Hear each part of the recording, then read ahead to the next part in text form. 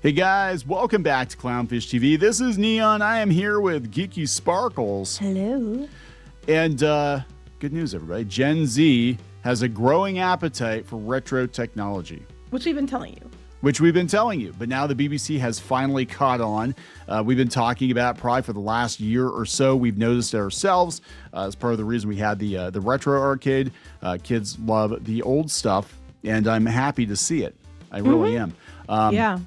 But we're going to dive into the BBC article and see what they have come up with. Maybe we'll talk a little bit about how they're going back to retro gaming and retro consoles, especially. It's retro everything. They're talking like everything. Like they want, DVDs and things like that, because they're going back to wanting to play with DVD players, and they just don't want to be connected to everything. They don't want to pay subscription services. We're going to talk about it, but it's a lot of like common sense stuff, and it just proves once again that they think that everything's too uber connected and we need to go the other way, which I agree with.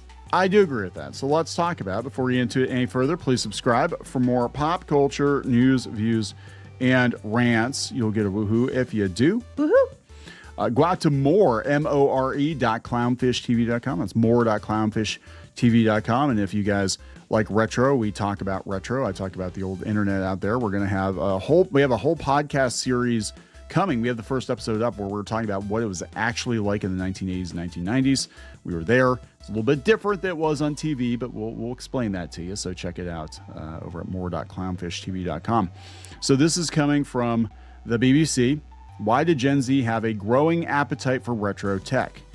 Okay, it says Gen Z goes retro. People in their teens and early 20s are increasingly turning to old school tech in a bid to unplug from the online world. Yeah, because they're just tired of everything has to be connected. You have to, like, when you do anything online, even like streaming services, you have to have it on your app, and you have to have this connectivity and that connectivity. And, you can't just like, I'm just going to go watch a movie. And then we're down to like gaming systems now where if you don't have the right kind of game in there, they think you did something wrong, they can brick your entire system remotely. Yeah. And all it is, it's a lot of crap. I have a huge problem with the state of gaming right now and how online you have to be. I mean, I've told people the story before, but we had a power outage, a multi-day power outage when Nintendo flipped the switch on the virtual game cards. Mm-hmm. And I've got a pretty extensive Switch library. My Switch was fully charged. I'm like, I literally can do nothing else, so I'm going to play Switch. Put a game in, a physical copy of my game. Guess what? I couldn't play it because I didn't have access to the internet to check out the virtual card or whatever to lock it to my Switch. Well, here's the thing. I mean, if it was already on your Switch, could you have played it? Yeah, but I wanted to play a different game. Oh, okay. Because I was going to say, that's absolute crap, though. But once again, you have to be online in some capacity. Yes. And what if you don't have access to the internet for some reason? I mean, hard to believe, but this day and age, not everybody does, or their internet sucks. Yeah, or they just don't want you... they don't want to be spied on. They don't want to constantly be sending data to the companies because they're always doing that. Yeah, they're always getting your information. Well, I was thinking like during the pandemic around my hometown and stuff, it was a very rural area. So what happened was they tried to put kids on, school online, and a lot of kids couldn't do it because out in the rural sections, they were still like at speeds that were like a little bit better than dial-up. DSL. My mom and dad had to go get, Starlink because their internet, no matter how much they complained, no matter how much they called, how many people complained about it, they were still on this really crappy internet. So they had to get Starlink to be able to load stuff. And not everybody had the access or the money to do that. So there was a lot of people in the rural area that didn't have it. And they have done nothing to make sure. They keep saying they're going to do stuff to help rural areas in PA get better internet. They have done shit. They had all this money set aside for it, and then it all between this group to this group to this group to that group, all the money was suddenly gone, and people got richer that were in politics. Shocker, I tell you.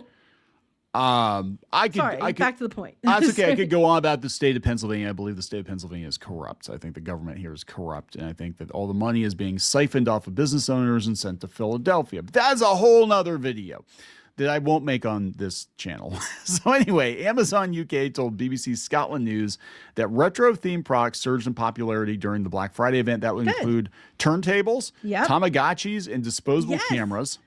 I knew the Tamagotchis were big. I keep seeing them. You were picking up and saying, hey, look, our kids used to have these. Our kids still have their originals. Yeah. They're the ones they had. It wasn't the original Tamagotchis. They were the ones that they had. The last time they came around. They still have theirs from then because the originals were like, 90s? Yeah. But I could tell you, like, we work in gaming and stuff. We did stuff with gaming, and when you went to go buy retro consoles for the gaming center, it was sometimes really expensive. And I know when our daughter bought for you, it was right before it was already picking up in price, but before it got really crazy.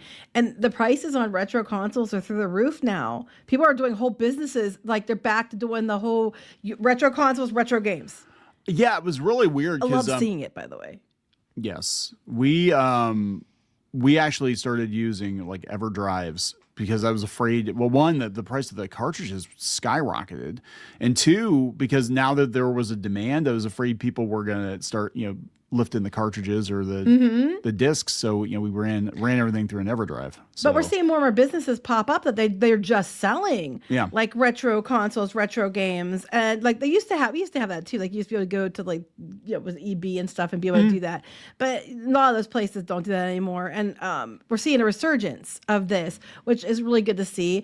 I know CDs are flying off the shelves at like, Goodwills and stuff, Walmarts. But when I go to the Goodwills and we talk about Thriftmas, we get CDs there for like $3 all the time. Sometimes they're new and sealed, $3. Yes. People got rid of them because the older generation didn't want them, but now the younger generation is looking for them. DVDs, you can get DVDs like anything you want at garage sales and at Goodwill, and that's what they're wanting. Like, look how proud this person is in front of their DVD collection, which I find just so sweet. I love it. I actually am so on board for this.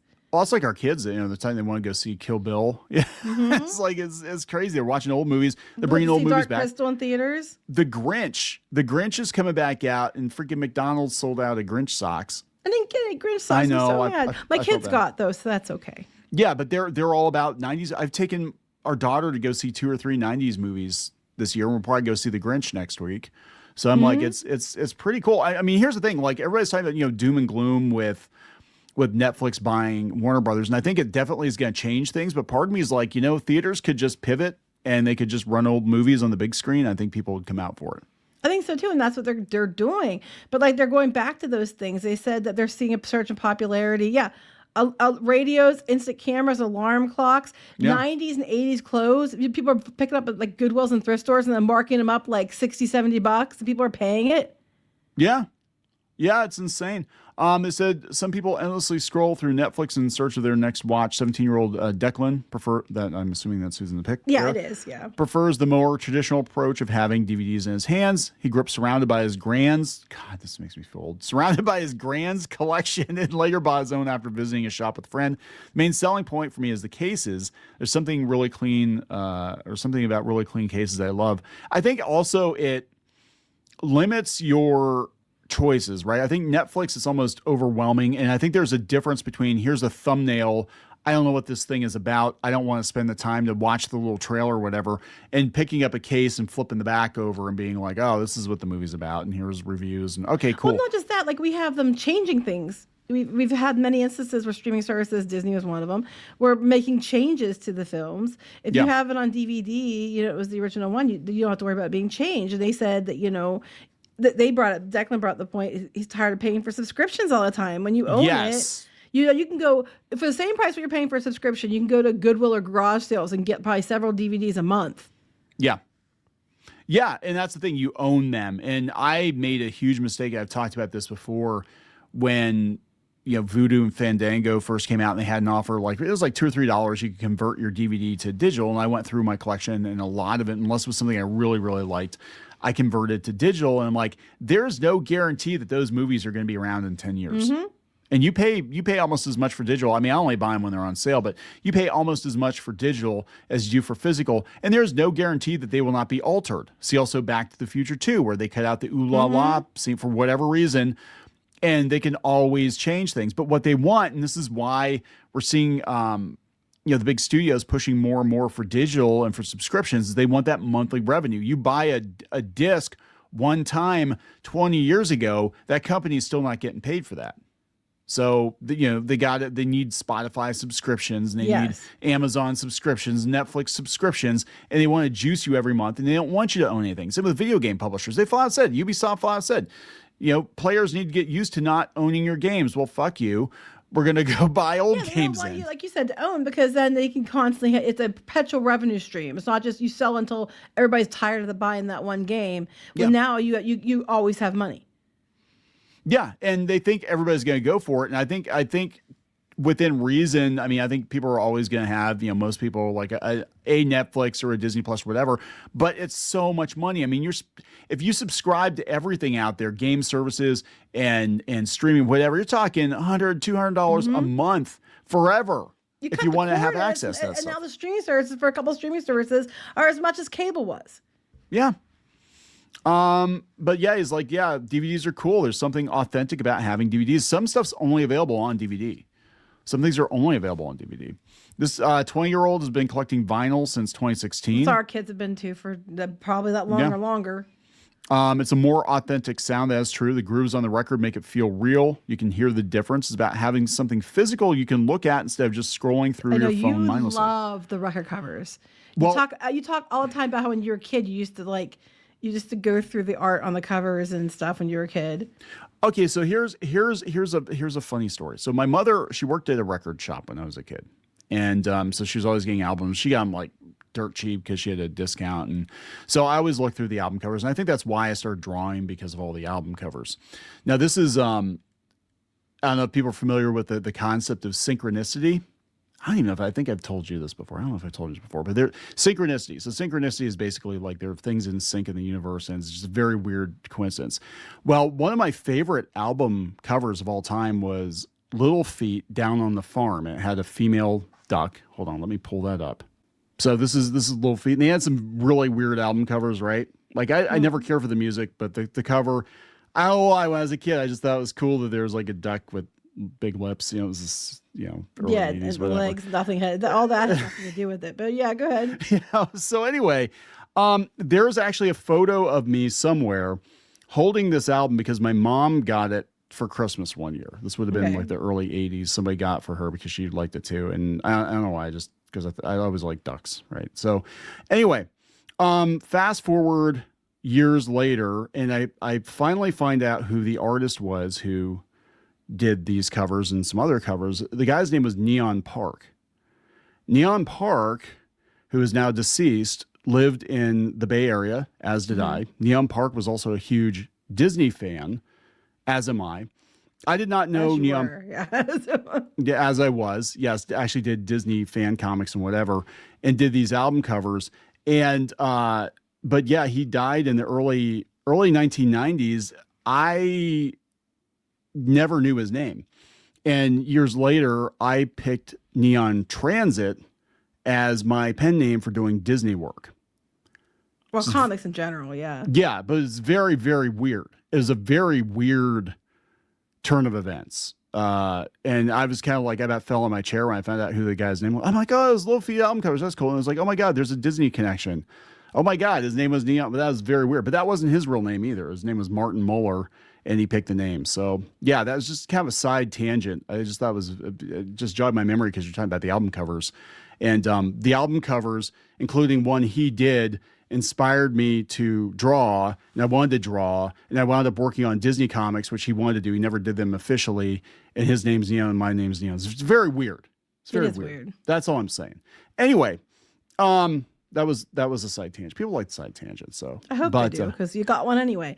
They're saying he's like, I think vinyl's a trend, but things come and go. It's like it was big for years because all you could get was records. Yes. Now I know CDs are coming back in because I see people constantly buying CDs. And I'm buying CDs every time we go to Goodwill. I'm buying CDs, but they have got good stuff. I'm buying you CDs, but but they have good stuff. I'm finding like actually. That's what I'm saying, because people are giving them to Goodwill because they go digital or they put them on their Spotify list and they're giving their CDs to Goodwill. Now you have to check them, of course, to make sure that they aren't scratched to crap, but you can find all kinds of good CDs there. Even you got like all kinds of Beatles CDs and all kinds of stuff. Yeah, and actually the kid that was working the counter at Goodwill did not know, or he had just put them out, and I think he was going to get them after his shift because you weren't allowed to take from until after your shift. And I felt bad because he's like, "Oh, you found them all." He's like, "Yeah, I was gonna, if nobody bought them, I was gonna get them after my shift." I'm like, "Oh, dude, I feel really bad. Do you want me to put some back?" He's like, "No, they won't last." Go ahead. You could have bought them and then given it to him. I could have. but you wanted them. No, I but really like, wanted them though. They were like the remastered. I'm like, I really wanted them. like our son still buys tons of vinyl, but our daughter, she's gone to CD. She even CDs, yeah. has the old, back, we almost bought it for her when she was a baby. Back in the early 2000s, there was a CD that was a Hello Kitty CD player. Yeah. It was a radio CD player and stuff, and she really wanted it a couple years ago, so we got it for Christmas. That somebody else had it, but it was on clearance because it had been out for years when we were going to buy it for her when she was a baby. And I could have got it dirt cheap, and I didn't, and I regret it because she wanted it. But she's all into CDs now, and she's constantly buying CDs for her CD player, and she wants a car with a CD player and everything else. So, she was an older car for that reason. But yeah, because newer cars, I can't remember the last year that had. I still drive a 2015 Toyota. Well, she doesn't want all this. My car's new and newer and like since last year, and she doesn't like all. I don't really care for it either. All the digital displays and stuff. She wants just the basic, like it used to be. And just an iPad with wheels. Basically, that is what it is now. Yes, but they're talking about they like the novelty, but of the old stuff. But they also, I think, like the fact that you don't have to be connected 24/7. And they like physical cameras now too, which our son always has liked physical cameras as well. That is, the break from the phone stuff. That's one of the biggest problems I have with everybody being connected is you're always available. Now it's good in some ways that like if you need to, get a hold of your kids or you want to make sure, nobody, got in an accident or whatever, that's great. It's fine. Like, oh my God, this is an emergency. I need to get a hold of somebody, whatever. But you're also available 24/7. And you never really truly unplug.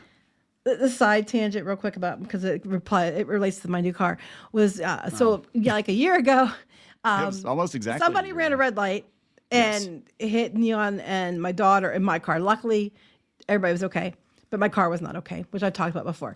So it was funny because, not funny, haha, but funny because every time there's a fire whistle or something, everybody, if they're not at home, writes me and tells me that they're okay. Because a long time ago, back when I was like 22 or something like that, I remember hearing the fire whistles going off because here we have fire whistles and stuff because it's volunteer.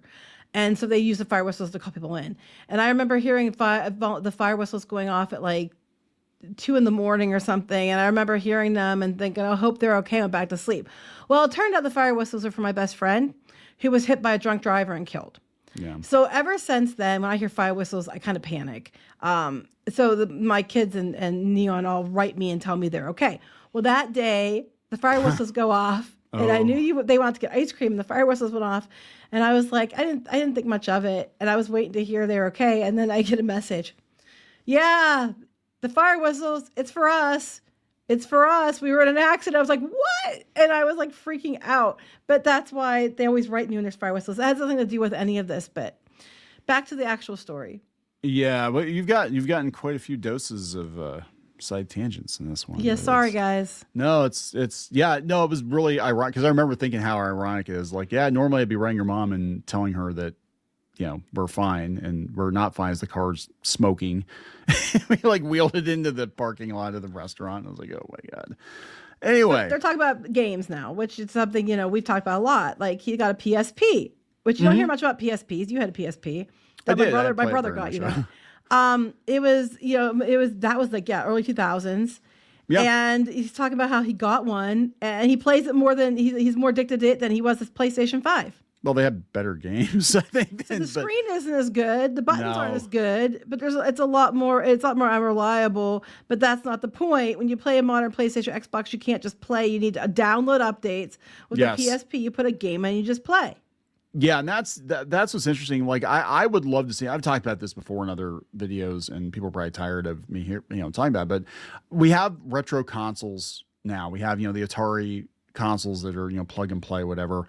We have consoles that are emulating retro consoles. And they're hard to get hold of. They sell out like immediately. Usually. Yeah, like the Game Boy. I forget what Mod Retro I think is making those, and they're like metal. They're really nice. But I would like to see a new console with the sensibilities of a console from the 90s or early 2000s, which is it's mostly designed for offline play. It's mostly designed. That would be great. And then they can make their own games for it and stuff, or even get licensed out characters for games. That would be really smart. If these gaming companies were smart, which they're not, they would be doing this. Well, they can't hit those revenue targets if they can't charge you a subscription, right? Like you could have optional online updates. Even the Atari consoles, they have online updates or whatever. That's optional, but you don't have to have the Atari connected to the internet to play the damn thing. You go buy the cartridge, you plug it in, it works. I'd like to see us go back to that, where you can do online if you want to.